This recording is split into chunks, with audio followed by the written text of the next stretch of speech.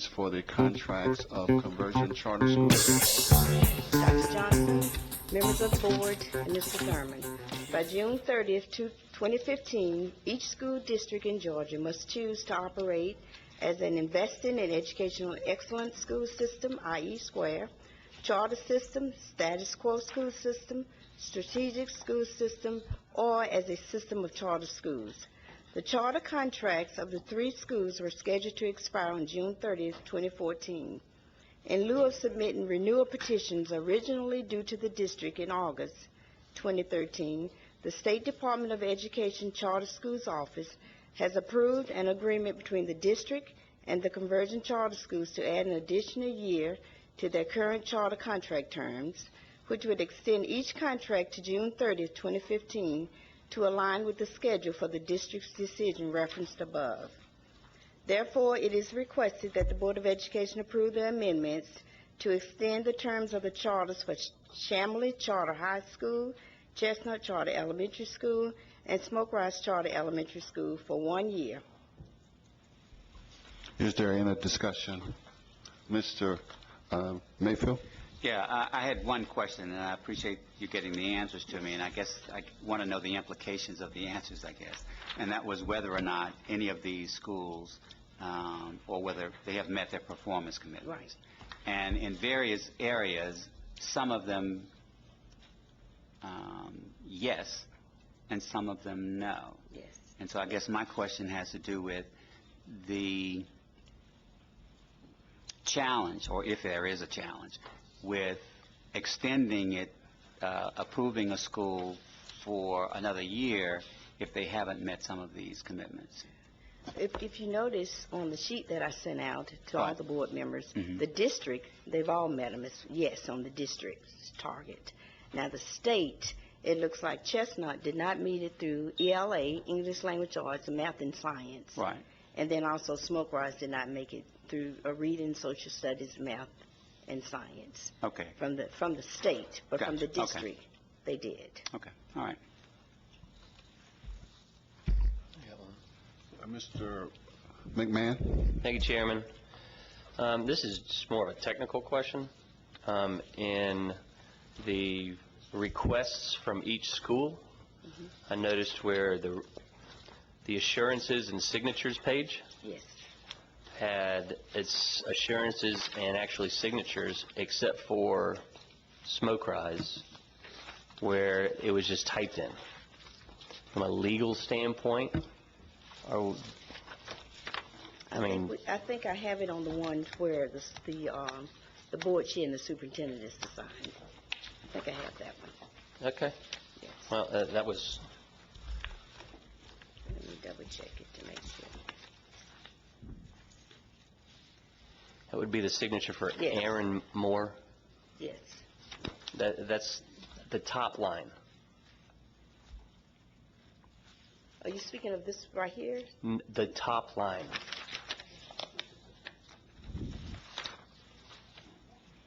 Mr. Ramsey, you want to look at it? We got to. I'd appreciate that. I will look at it and ensure that it receives the proper signature. So, I mean, we're getting into... Oh, I see what you see. I see what you see. All right, so if you look at the previous schools, there was 2 signatures. So for Chestnut and Chamblee, there are 2 signatures for the authorized representative, and then the principal and board chair.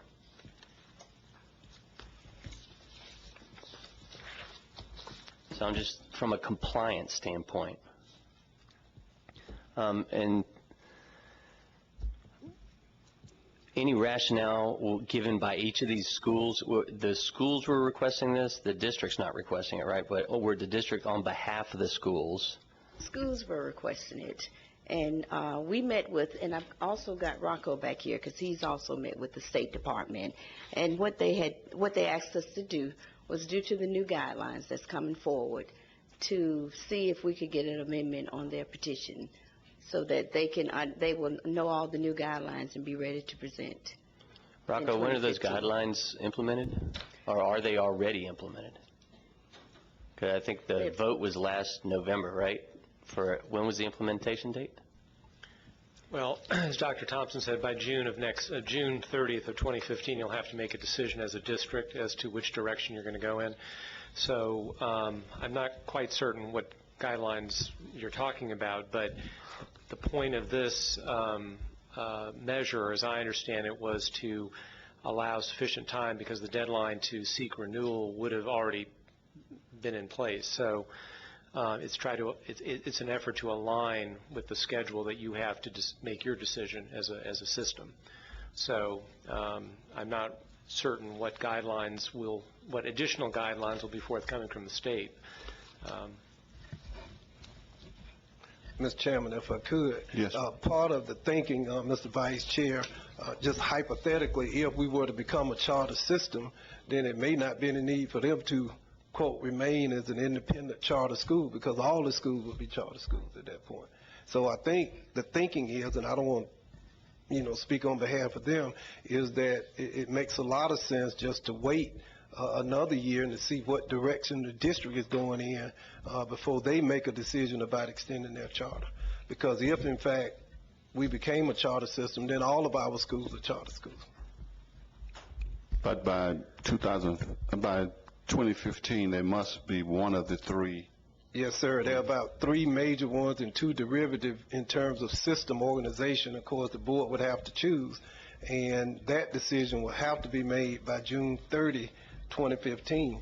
And so, to their credit, I think they're just saying it makes much more sense to wait to see which direction we go in before they ask for a new charter. Mr. Orson? Yeah, and I think there's a little bit more to it. I think in some conversations that I've had is that one of the fundamental changes in the law concerning conversion charters, and I know it's encapsulated in the blue sheet, is that their structure should look more like startup charter schools in terms of having a governing board, certain areas of authority and autonomy that I understand are still being defined. And so I think some of these schools are also trying to figure out if that's the model that they wanted to embrace. Back to the superintendent's point, I mean, I think in 2015, if we elect to be a charter system, technically not every school is a charter school, but you're operating in a system which, by its nature and its contract with the state, has to push authority down, and how far down is probably part of the decision about implementation, which is different than a system of charter schools in which every school would be a charter school. However, I think some of our conversion charters are not probably only in the system. There has been clearly a manifest intent by the legislature to position conversion charters to have more authority than when they were originally implemented, which includes having a governing board. And as a result, I think these schools, which don't necessarily have a governing board and the structure around it, need some of that time to figure out not only is it tied to the decision we make as a school system, but quite frankly, it may not look like the decision they originally made when they became a conversion charter. And I think this 1-year time period just gives them some running room to sort of make some decisions closer to home about what they want to be.